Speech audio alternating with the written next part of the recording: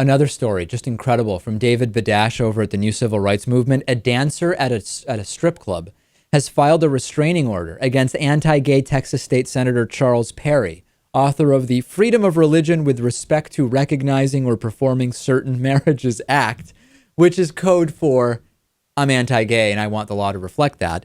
A married Texas state senator who announced at his swearing-in ceremony last September that the U.S. government is perpetuating laws that lead citizens away from God, is accused of stalking an Oklahoma woman, Cynthia Ortiz, who happens to be a stripper by profession. She has filed for a restraining order against State Senator Charles Perry, claiming he's hacked into her computer, vandalized her car, interfered with her relationships, and made trouble for her at work. She also claims that he has been surveilling her at home and is having her watched. She says that vehicles have been following her. Either she's incredibly paranoid, Lewis, as Perry would claim and has claimed, or this guy really seems to have a problem on his hands here. He is rumored to enjoy strip clubs. Of course, he's against gay marriage. He's all about family and morals and ethics, but seemingly not above stalking strippers who then get restraining orders on him.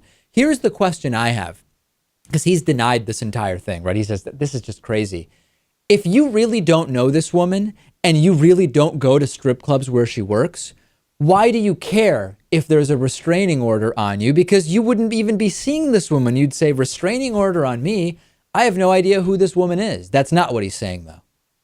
And usually, if you are granted this restraining order, right, it means that they don't just hand these out like like flyers. I mean, they usually vet this at least a little bit, and there's a reason for it. So also, if I had to just take the word of someone here, yeah, this stripper who I know nothing about, or this Texas Republican senator that I know nothing about, I'm going to believe this the stripper. And why is that?